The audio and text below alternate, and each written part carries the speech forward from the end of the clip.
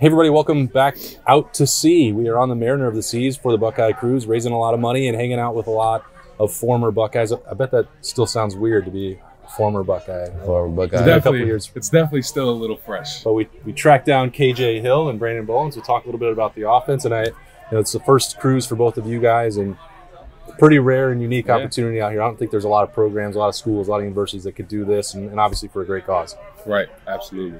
Absolutely. How have you felt so far? Sea legs under you?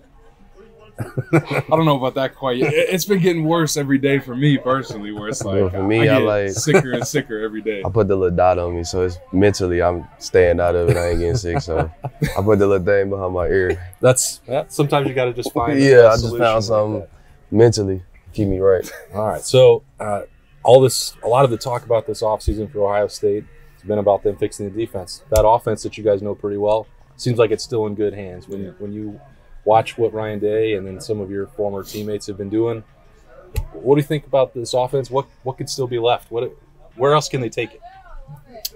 Oh, for me personally, I know from an offensive line standpoint, I thought that they took a huge stride forward this year in terms of the young guys stepping up and really being there. And they had a different type of meanness to them. I mean, I keep telling people all the time, it's the craziest thing, because for some of those people, I won't say names, some of those people on the line, I'm like, man, we got to get you going. Like, you got to get that mean streak. And then I leave for a year, and all of a sudden 2 years, and all of a sudden they're mean, angry. But I think they started off the season a lot more mean and angry than they ended it. Yeah. And so I think that would be the biggest thing for me. That's a group in transition there, Brandon. I mean, you worked with Coach Dudall for a while. Now you have Justin Fry in there, and I'm sure that there's been some conversation. How are things going to change? What's different?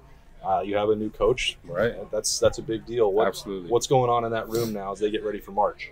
I would definitely say just getting a more of a comfortability. A big thing with your position coach, you have to be able to trust them. And for somebody to come in and you kind of have to expedite that relationship in a way. You only have a certain amount of months every year to get ready for the season, and so I'm sure he's just really building relationships with his players and focusing on that first before anything else.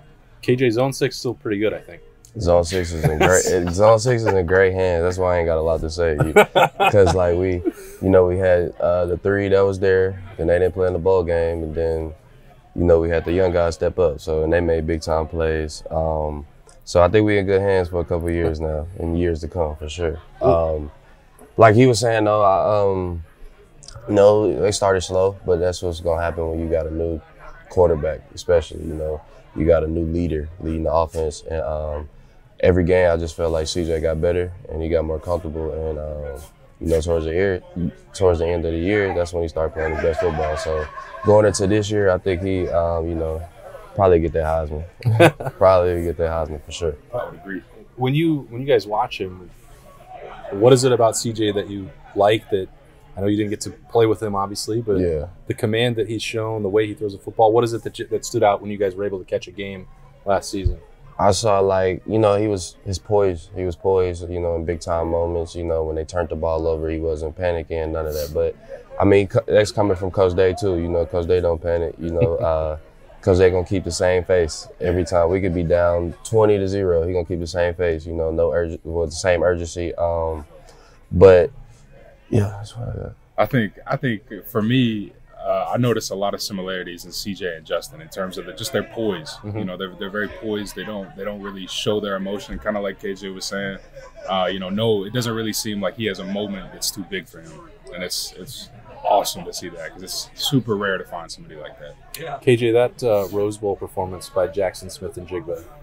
It's really because of me though. I was with him the night before. Okay. Him and Chris was roommates. So it was you? Yeah. And I told him they not playing tomorrow, so it's your show.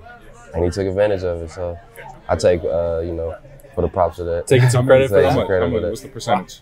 Breaking some news here. We didn't know that. We didn't get to report. I said I took 25%. We shook hands, so I gave him that little magic. The way that he handled that opportunity, that stage, and obviously we know that the numbers are crazy. That'll reset some of the expectations. He's probably coming after some of your numbers in the record book. Probably. The record's meant to be broke though. Well, what is it about Jackson that gives him an opportunity to do that? When you watch him play, when you know that Brian Hartline's going to get the most out of him as well. But Yeah. his skill set, what is it that catches your eye? I feel like he's yak, you know, yards after the catch. He making people miss, and he's in the slot with it. So, you know, when you're in the slot, you got way more people to make miss than if you're outside. So, you know, his explosiveness after the catch, I love that, you know, making people miss, you know, especially that was Nebraska. The Nebraska play, that's when I was just catching the game, you know, finally in the hotel watching. And I feel like that was the first play I saw. And then I feel like that was his coming out party too. Right. So, you know, I love just watching him. You know, he's a great player. You know, he's a great person also. So, Branden, is you get Paris Johnson out there at tackle. I know that it's been like a couple of years. We're waiting to see him out there. Absolutely. I think I'm super excited to see Paris. I mean, my first winter coming back during the draft process when he was in spring ball. Yeah. I came back for the first padded day, and I have never seen a freshman do what he did in the inside drill on his first day in pads. Right. I mean, you could just tell he doesn't fear people. You know, he really has this confidence about him to where nobody can really shake him, nobody can really break that confidence, and it's gonna be exciting. He has that meanness already in him that a lot of people strive to have. So it's to be fun to watch. All right, when you guys all get back together on the boat, and the brotherhood gets together, what are the stories like? What's it to get back together? Some of the guys say they focus on the ones that got away and the losses. I mean, what stories do you like to tell when you guys get together? I think my loss or our loss might be a little too fresh still to talk about. Oh, we don't have to talk about that one. Yeah. I haven't really talked much about our senior year with anybody.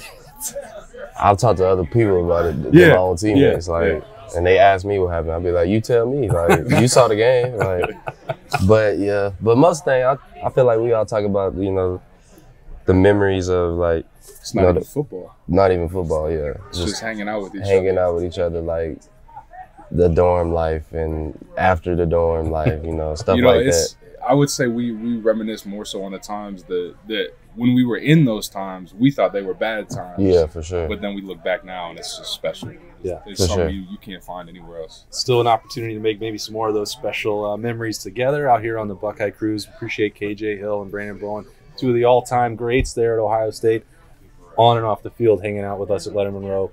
As always, I'm Austin Ward. Stay tuned for full coverage of the Ohio State Buckeyes all year at LettermenRow.com. Appreciate you guys. Thank you.